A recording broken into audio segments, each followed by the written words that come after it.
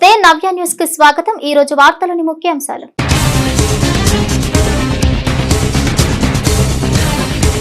చీరాల మండలం ఈపురపాలెంలో దారుణ ఘటన। ఇంట్లో ఒంటరిగా ఉంటున్న విశ్రాంత ఉపాధ్యాయురాలిని కిరాతకంగా హత్య చేసిన గుర్తు తెలియని దుండగులు।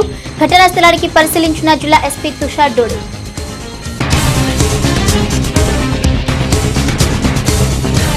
బాపట్ల జిల్లా ఆర్థిక వృద్ధి సాధనకు జాతీయ రహదారి 167A ఎంతగానో దోహదపడుతుంది। నిర్మాణంలో ఉన్న ఓడరేవు పిడుగురాల జాతీయ రహదారి నిర్మాణ పనులను పరిశీలించిన జిల్లా కలెక్టర్ వెంకటమురళి।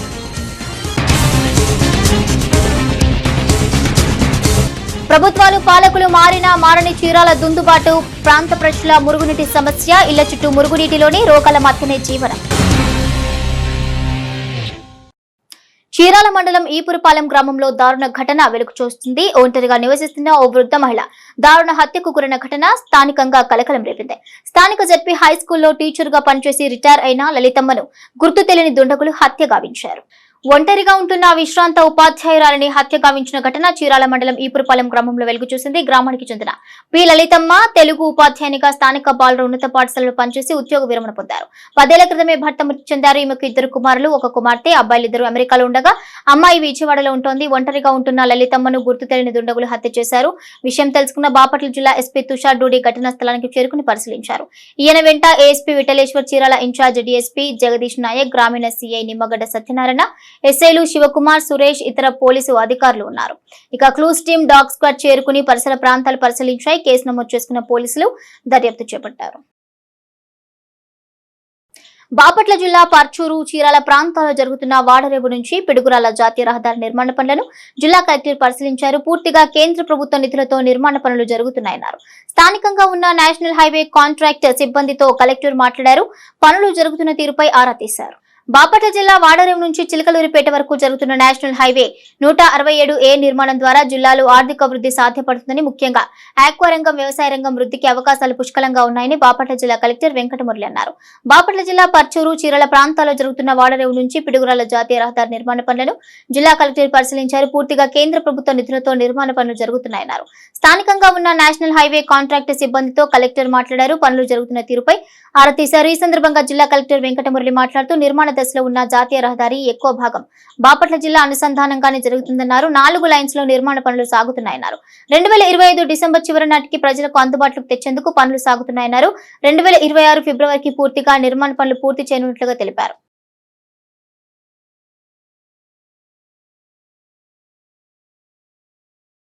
ఓడరేవు నుంచి కారంచేడు వరకు అంటే చిలకలూరుపేట వరకు యాక్చువల్గా అందులో టోటల్గా దీని డిస్టెన్స్ చూస్తే 45 కిలోమీటర్స్ ఉంటుంది। అందులో 35 కిలోమీటర్స్ మోర్ దాన్ దట్ ఈ జిల్లా నుంచి పాస్ అవుతుంది ఈ రోడ్డు। సో ఇది 167Aగా దీని పేరు పెట్టి నార్త్ అంటే ministry of roads and transport నుంచి గవర్నమెంట్ ఆఫ్ ఇండియా ఫండింగ్తో ఈ రోడ్ని 4 లేన్ గ్రీన్ఫీల్డ్ 4 లేన్ వేయడం అనేది జరుగుతుంది। ఇది జిల్లాలో చెప్పాలంటే ఇన్ఫ్రాస్ట్రక్చర్ పరంగా మనం చూసినట్టయితే one of the major initiative ఇన్ఫ్రాస్ట్రక్చర్కి ఇందులో వాటరేవ్లో వచ్చేటువంటి ఓషన్ రిసోర్సెస్ అంటే మనం ఆక్వా, ఫిష్ వీటికి సంబంధించిన రిసోర్సెస్ని మార్కెట్కి కానీ ఈ ఏరియాలో ఉన్న అగ్రికల్చర్ ప్రొడ్యూసర్స్ని మార్కెట్ చేసుకోవడానికి కానీ డెఫినెట్గా ఈ జోన్లో ఈ ఏరియాలో ఇది ఒక ఎకనామికల్ యాక్టివిటీ బూస్టప్ చేస్తుంది, డెవలప్మెంట్ అనేది అక్కడ బూస్టప్ చేస్తుంది। అందువల్ల దీన్ని మనం ప్రయారిటీ కింద తీసుకోవడం జరిగింది। 2025 డిసెంబర్ నాటికి దీన్ని పూర్తిగా పబ్లిక్ యాక్సెస్లోకి తీసుకొని వస్తామని చెప్పి ఇంప్లిమెంటింగ్ ఏజెన్సీ వాళ్ళు కూడా చెప్తా ఉన్నారు। అండ్ మార్క్కి సంబంధించిన అఫీషియల్స్ కూడా దే ఆర్ ఆల్సో కాన్ఫిడెంట్ 2026 ఫిబ్రవరి వరకు ఉన్నప్పటికీ కొంత అడ్వాన్స్గా వర్క్ని కంప్లీట్ చేస్తామని చెప్పి। ఇంకా ల్యాండ్ అక్విజిషన్ విషయాల్లో చూసుకుంటే కేవలం 22 హెక్టార్లు మాత్రమే ప్రైవేట్ ల్యాండ్ ఇంకా ఇవ్వాల్సింది ఉంది। అండ్ కొన్ని డిస్ప్యూట్స్ ఉన్న చోట డబ్బుల్ని డిస్బర్స్ చేసే విషయంలో కూడా కొంత కోఆర్డినేషన్ అవసరం ఉంది। దానికి సంబంధించిన ఫర్దర్ కోఆర్డినేషన్ అంతా కూడా జేసీ గారు టేకప్ చేస్తారు।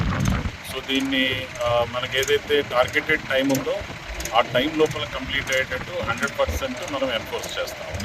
చీరాల పట్టణం 31వ వార్డు రోసయ్య కాలనీ ప్రజలు మురుగు మధ్య జీవనం సాగిస్తూ అల్లాడిపోతున్నారు. ముఖ్యంగా ఇళ్ల చుట్టూ మురుగు ఉండటంతో నిత్యం దోమలు, విషపు పురుగులతో యుద్ధం చేస్తున్నారు. చీరాల పట్టణం 31వ వార్డు రోషే కాలనీ ప్రజలు మురుగు మధ్య జీవనం సాగిస్తూ అల్లాడిపోతున్నారు. ముఖ్యంగా ఇళ్ల చుట్టూ మురుగు ఉండటంతో నిత్యం దోమలు, విషపు పురుగులతో యుద్ధం చేస్తున్నారు. రోషే కాలనీలో సుమారు 90 కుటుంబాల ప్రజలు జీవనం సాగిస్తున్నారు. స్కెట్లలో కలిసే ప్రధాన డ్రైనేజ్ ఈ ఇళ్ల మధ్య ఉండటంతో ఇక్కడి నివాస ప్రజలు దాదాపు దశాబ్ద కాలంగా మురుగునీటి సమస్యతో ఇబ్బందులు పడుతున్నారు. పట్టణంలోని 30, 31, 32 వార్డులు ఇళ్లలోని మురుగునీరంతా ఈ డ్రైనేజీ ద్వారానే వెళ్తోంది. అయితే డ్రైనేజీ సక్రమంగా లేకపోవడంతో ఇళ్ల మధ్య మురుగునీరు నిత్యం నిలిచిపోతుందని ప్రజలు ఆవేదన వ్యక్తం చేస్తున్నారు. ఇక వర్షం పడిన ప్రతిసారి ఇళ్లలోకి మోకాళ్ల లోతున మురుగునీరు చేరి నివాసం ఉండలేని పరిస్థితి ఏర్పడుతోందని ఆందోళన వ్యక్తం చేస్తున్నారు. అధికారులకు ఎన్నిసార్లు విన్నవించినా తాత్కాలిక పరిష్కారం చేసి చేతులు దులుపుకుంటున్నారని ఆరోపిస్తున్నారు. ఇప్పటికైనా అధికారులు దృష్టి పెట్టి శాశ్వత పరిష్కారం చూపాలని ప్రజలు కోరుతున్నారు. మున్సిపాలిటీ పరిధిలోని 31వ వార్డు రోసీ కాలనీలో దాదాపు 13 సంవత్సరాల క్రితం 18 సంవత్సరాల క్రితం స్థిర నివాసాలు ఏర్పరిచి ప్రభుత్వం కొంతమందికి ఇల్లు కేటాయించడం జరిగింది. అంతకుముందు వాళ్ళు ఇళ్ల స్థలాలు లేక శ్మశాన పోరంబోకులో దాదాపు 50 సంవత్సరాల పైగా ప్రాంతంలో నివాసం ఉంటుంటే వాళ్ళ పూర్వీకులు కానించి ఆ నివాసం ఉంటామంటే వాళ్ళకి పునరావాసం తోటి ఒక చెరువులో తీసుకెళ్ళేసి ఏ విధంగా మెరకలు తోలకుండా చెరువును సరిచేసి అక్కడ నివాసాలు ఏర్పాటు చేశారు. ఈరోజు ఉన్న పరిస్థితి ఏంటంటే ఆ నీళ్లు ఇళ్ళు పొలంలో ఉండటం వల్ల ఆ చుట్టుపక్కల ఉన్నటువంటి 3 వార్డుల మురుగునీళ్ళు ఆ మురుగునీళ్ళు మొత్తం కూడా ఆ కాలనీకి చేరుతూ ఉంది. ఈ అధికారులు కూడా ఈ డ్రైనేజీ వాటర్ మొత్తాన్ని కూడా ఆ కాలనీ వైపు మళ్లించారు. మళ్లించడంతో అవి ఎటు పోక వాళ్ళ నివాసాల మధ్య చుట్టూ చేరి. అందరికీ నమస్తే సార్. మాది చీరాల గ్రామంలో రోషే కాలనీ. మా కాలనీ కట్టించి 18 సంవత్సరాలు వస్తుంది. 18 సంవత్సరాల నుంచి మాకు పైనుంచి కాలనీలో మురుగునీరు మొత్తం డ్రైనేజ్ వాటర్ మొత్తం మా ఇళ్ళ చుట్టూ చేరుతుంది. అది ఇక్కడ నుంచి ఎటు బయటికి వెళ్ళట్లేదు. దాంతోపాటు ఇక్కడ మురుగునీరు చేరి మా పిల్లలకి అందరికీ డెంగ్యూ జ్వరాలు, మలేరియా, టైఫాయిడ్ లాంటి విష జ్వరాలకి గురి అవుతున్నారు. మాకు శాశ్వతమైన పరిష్కారం చూపించండి. మాకు డ్రైనేజ్ కట్టి మమ్మల్ని ఆదుకోండి. అదే కాకుండా ఇల్లు కట్టి 18 సంవత్సరాలు అవడంతో శిలావాసం చేరింది. ఇల్లు మొత్తం ఇంట్లో పైన సెల్ఫ్లు మొత్తం స్లాబులు మొత్తం కూలి పిల్లలు తలకాయ మీద పడటం, పెద్దవాళ్ళు కాలు చేతుల మీద పడి అట్లాగా 2-3 తలకాయ పగిలింది, కాలు చేతులు ఎరిగి ఉన్నాయి. ఇళ్లలో నివాసం ఉండలేకపోతున్నాం. వర్షం వస్తే ఇంకా అసలు ఇల్లు మొత్తం మునిగిపోతుంది. ఆ డ్రైనేజ్ నీళ్ళు ఇళ్లలోకి వచ్చేస్తుంది. మేము వండుకొని తినడానికి కూడా చాలా కష్టంగా ఉంది. ఇది మా బాధని దృష్టిలో పెట్టుకొని అధికారులు కొద్దిగా ఈ పనిని త్వరగా చేయవలసింది కోరుతున్నాను. చరిత్రలో నేటి ముఖ్యమైన ఘటనలు ఒకసారి చూద్దాం.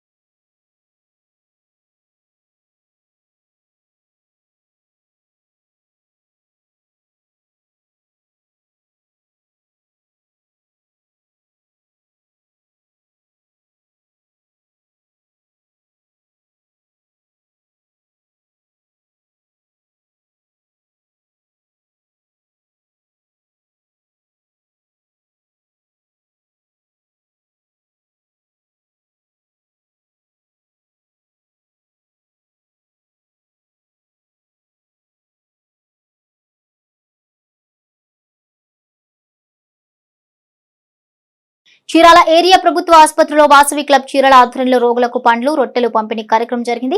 క్లబ్ అధ్యక్షులు వల్లంపట్ల వెంకటేశ్వరరావు సహకారంతో నిర్వహించిన ఈ సేవా కార్యక్రమంలో వైద్యశాల సూపరింటెండెంట్ సుభాషిణి చేతుల మీదుగా కార్యక్రమాన్ని ప్రారంభించారు. చీరాల ఏరియా ప్రభుత్వ ఆసుపత్రిలో వాసవి క్లబ్ చీరాల ఆధ్వర్యంలో రోగులకు పండ్లు రొట్టెలు పంపిణీ కార్యక్రమం జరిగింది. క్లబ్ అధ్యక్షులు వల్లంపట్ల వెంకటేశ్వరరావు సహకారంతో నిర్వహించిన ఈ సేవ కార్యక్రమంలో వైద్యశాల సూపరింటెండెంట్ సుభాషిణి చేతుల మీదుగా కార్యక్రమాన్ని ప్రారంభించారు. ఇక ఈ సందర్భంగా సూపరింటెండెంట్ మాట్లాడుతూ వాసవి క్లబ్ అధ్యక్షులు వల్లంపట్ల వెంకటేశ్వరరావు పుట్టినరోజు సందర్భంగా వైద్యశాలలో సేవా కార్యక్రమం నిర్వహించడం అభినందనీయమన్నారు. ముఖ్యంగా క్లబ్ అధ్యక్షునిగా అనేక సేవలు అందజేస్తూ తన పుట్టినరోజును కూడా వైద్యశాలలో జరుపుకోవడం గొప్ప విషయమన్నారు. చీరాలలో అనేక మంది సేవా సంపన్నులు ఉన్నారని వీరి మధ్య ఉద్యోగం చేయడం చాలా సంతోషంగా ఉందన్నారు. భవిష్యత్తులో కూడా మరిన్ని సేవా కార్యక్రమాలు క్లబ్ తరపున నిర్వహించి ఆదర్శంగా నిలవాలని కోరారు. ఈ కార్యక్రమంలో కార్యదర్శి మల్లికార్జునరావు, శివకుమార్, వేణుగోపాలరావు, చంద్ర, వాసు, శ్రీనివాసరావు తదితరులు పాల్గొన్నారు.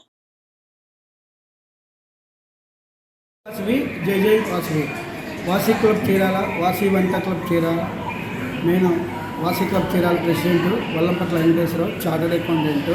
ఈరోజు నా జన్మదిన శుభ సందర్భంగా ఏరియా హాస్పిటల్లో మాకు సూపరింటెండెంట్ గారు ఒక మంచి అవకాశం ఇచ్చారు. రాత్రి కూడా ఫోన్ చేశాను, రండి సార్ అన్నారు. ఈరోజు ఇక్కడున్న పేషెంట్లందరికీ బ్రెడ్, ఫ్రూట్స్ ఇవ్వడానికి వాసవి మాత ఆశీస్సులతో ఈరోజు నాకు మంచి అవకాశం దొరికినది. అట్లానే ఉదయం ఎంపీపీఎస్సీ స్కూలు జాండ్రపేట సీతానగర్లో 40 మంది పిల్లలు ఉన్నారు.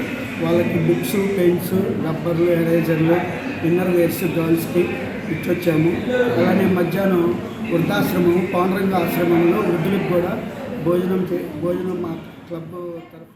Chirala area hospital medical superintendent doctor సుభాషిణిని. ఈరోజు వాసవి క్లబ్ ప్రెసిడెంట్ వల్లంపట్ల వెంకటేశ్వరరావు గారు ఆడిటర్ బర్త్డే సందర్భంగా మా హాస్పిటల్కి వచ్చి అందరికీ పండ్లు, బ్రెడ్ అవన్నీ పంచడం చేస్తున్నారు. వాళ్ళ బర్త్డే రోజు మా హాస్పిటల్లో ని గుర్తుపెట్టుకొని ఇక్కడికి వచ్చి వీళ్ళకి ఇది ఇవ్వాలి అని వాళ్ళ మనసులో మా హాస్పిటల్ మెదిలినందుకు నాకు చాలా సంతోషంగా ఉంది. ఈ చీరాల ఊరు మాత్రము దాతలకి ప్రసిద్ధి చెందింది.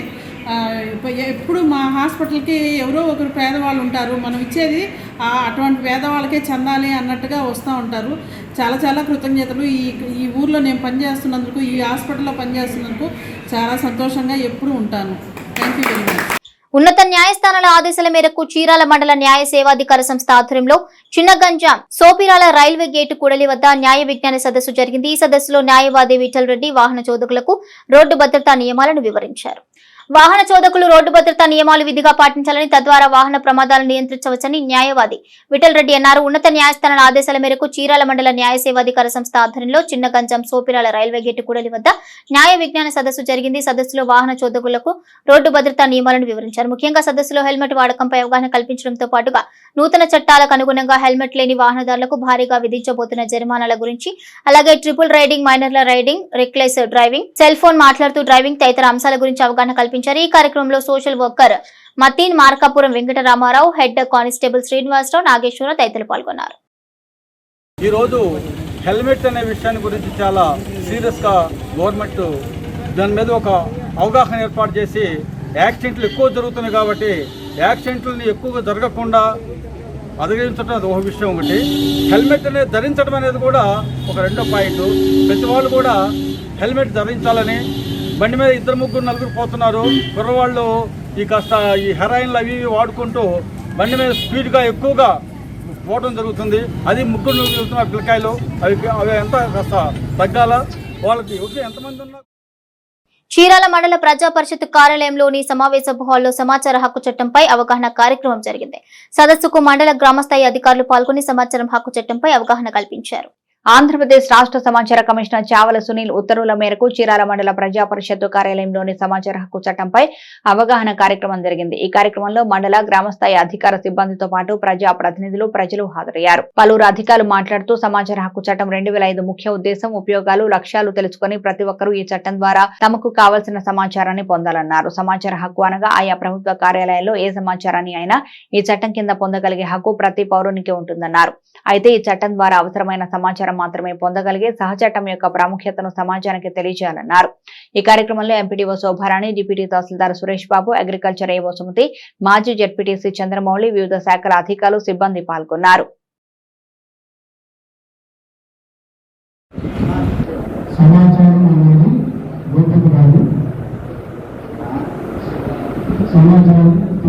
హక్కు అందరికీ ఉంటుంది కాబట్టి మీరందరూ సమాజానికి సంబంధించి అవగాహన కలిగి ఉండాలి. దీంట్లో మేడం గారు ఎవరికి చెప్పే అవకాశం ఉండదు, మ్యాక్సిమం అంతా కవర్ చేశారు. దీని డీటెయిల్గా ఇవ్వాలని వాళ్ళు చెప్తారు. కొన్ని విషయాలు ఏంటంటే కొంతమందికి కొంత అవగాహన ఉంది, కొంతమందికి అవగాహన లేదు. సమాచార హక్కు చట్టం ప్రకారం మన విధంగా సమాచారాన్ని కోరవచ్చు. ఆ కోరే సమయంలో చాలా మంది ఏంటంటే ప్రశ్నల రూపంలో కోరుతా ఉన్నారు. ఎప్పుడుగా మనకు వచ్చే సమస్య ప్రశ్నల రూపంలో ఏ ఒక్క సమాచారాన్ని మనం కోరకూడదు. సమాచారం అనేది ఏదైనా కూడా మనం ఉన్న పేపర్ కానీ ఏదైనా కూడా ఆన్లైన్ ఏదైతే ఉన్నదాన్ని సర్టిఫై చేసి ఇచ్చేదే కానీ మనం కొత్తగా సృష్టించలేదు ఇవ్వడానికి అవకాశం ఉంది. ప్రశ్న రూపంలో కూడా అడగకూడదు. ఇంకొకటి విషయం ఏంటంటే మనం సమాచారాన్ని కావాలని మనం దరఖాస్తు చేసుకున్న తర్వాత ముందుకు వెళ్ళి 30 రోజుల లోపల మీకు వచ్చే అవకాశం ఉంది. నేటి తిరుమల తిరుపతి సమాచారాన్ని ఓసారి పరిశీలిద్దాం. తిరుమలలో భక్తుల రద్దీ కొనసాగుతోంది. స్వామివారిని దర్శించుకునేందుకు వివిధ ప్రాంతాల నుంచి వస్తున్న భక్తులతో 10 కంపార్ట్మెంట్లు నిండిపోయాయి. టోకెన్లు లేని భక్తులకు 8 గంటల్లో సర్వదర్శనం కలుగుతోందని టీటీడీ అధికారులు పేర్కొన్నారు. నిన్న స్వామివారిని 73,332 మంది భక్తులు దర్శించగా 25,202 మంది తలనీలాలు సమర్పించుకున్నారు. భక్తులు సమర్పించుకున్న కానుకల ద్వారా హుండీకి 3.73 కోట్లు ఆదాయం వస్తుందని వివరించారు. నేటి వాతావరణ సమాచారాన్ని ఓసారి చూద్దాం. నిన్నటి షీర్ జోన్ లేదా గాలుల కోత ఇప్పుడు దాదాపు 21 డిగ్రీల ఉత్తర అక్షాంశం వెంబడి సగటు సముద్ర మట్టానికి 4.5, 7.6 కిలోమీటర్ల మధ్య ఎత్తుకు వెళ్లే కొలది దక్షిణం వైపు వంగి ఉంటుంది. ఆంధ్రప్రదేశ్ యానంలో దిగువ ట్రోపో ఆవరణంలో నైరుతి మరియు పశ్చిమ గాలులు వీస్తున్నాయి. తేలికపాటి నుండి మోస్తరు వర్షం కొన్ని చోట్ల కురిసే అవకాశం ఉంది. భారీ వర్షాలు 1 లేదా 2 చోట్ల కురిసే అవకాశం ఉంది. ఇక బలమైన గాలులు గంటకు 30 నుండి 40 కిలోమీటర్ల వేగంతో వీచే అవకాశం ఉంది. వార్తలోని నేటి అంతర్జాతీయ, జాతీయ, రాష్ట్ర ముఖ్యమైన అంశాలను ఓసారి పరిశీలిద్దాం. పొరుగు దేశం నేపాల్లో ఘోర ప్రమాదం సంభవించింది. టేక్ ఆఫ్ అవుతున్న సమయంలో ఓ విమానం ఒక్కసారిగా కుప్పకూలింది. ఈ ఘటనలో 18 మంది ప్రాణాలు కోల్పోయారు. నేపాల్ రాజధాని కాఠ్మండూలో బుధవారం ఉదయం ఈ ఘటన జరిగింది. శౌర్య ఎయిర్లైన్స్ కు చెందిన 9N AME విమానం కాఠ్మండూలోని త్రిభువన్ అంతర్జాతీయ విమానాశ్రయం నుంచి పోఖార్ కు బయలుదేరింది.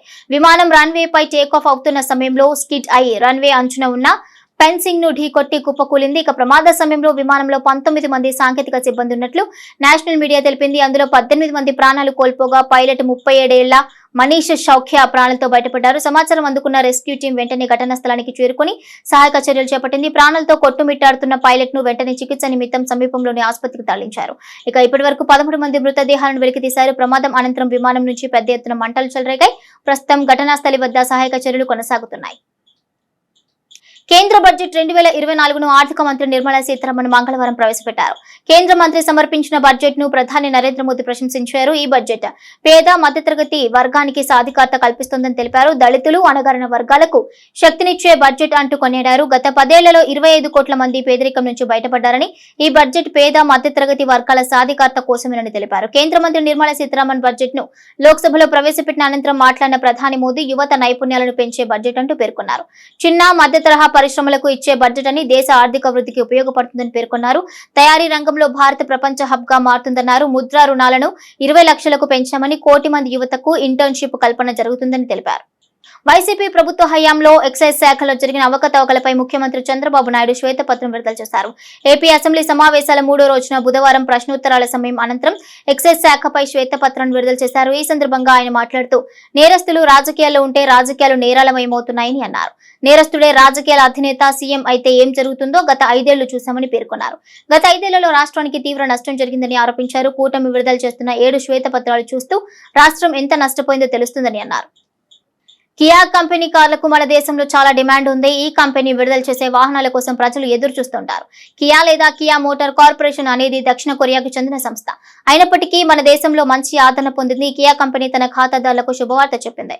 సెల్టోస్ కారుపై 60,000 ప్రయోజనం అందిస్తున్నట్లు ప్రకటించింది. భారతీయ మార్కెట్లోకి కియా కంపెనీ వచ్చి 5 ఏళ్లు పూర్తయింది. ఈ సందర్భంగా 5 ఏళ్ల వార్షికోత్సవం కూడా జరుపుకుంది. ఈ నేపథ్యంలో సెల్టోస్ కారుపై 60,000 ప్రయోజనాలు, 5 ఏళ్ల వారంటీ ఉంటుందని కియా ప్రకటించింది. అయితే అవేంటో స్పష్టంగా తెలియజేయలేదు. ఇక అధికృత డీలర్లను అడిగి ఖాతాదారులు తెలుసుకోవాలి. టీమిండియా కొత్త ప్రధాన కోచ్ గౌతమ్ గంభీర్ ఇటీవల రోహిత్ శర్మ, విరాట్ కోహ్లీ గురించి చెప్పిన మాటలతో భారత అభిమానులు సంతోషంలో మునిగిపోతున్నారు.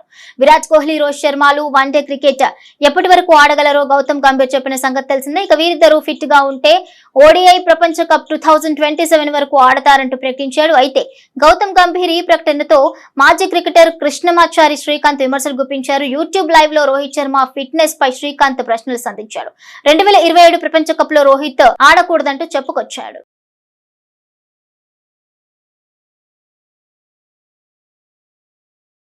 నవ్య న్యూస్ ముగించే ముందు ముఖ్యాంశాలు మరోసారి.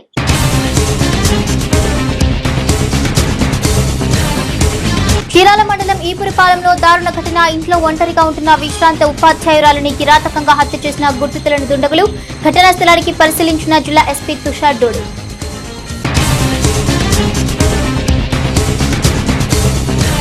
బాపట్ల జిల్లా ఆర్థిక వృద్ధి సాధనకు జాతీయ రహదారి 167A ఎంతగానో దోహదపడుతుంది. నిర్మాణంలో ఉన్న ఓడరేవు పిడుగురాల జాతీయ రహదారి నిర్మాణ పనులను పరిశీలించిన జిల్లా కలెక్టర్ వెంకటమురళి.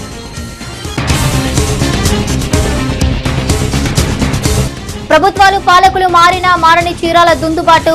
ప్రాంత ప్రజల మురుగునీటి సమస్య. ఇళ్ల చుట్టూ మురుగునీటిలోని రోగాల మధ్యనే జీవనం. నవ్య న్యూస్ ఇంతటితో సమాప్తం. నమస్కారం.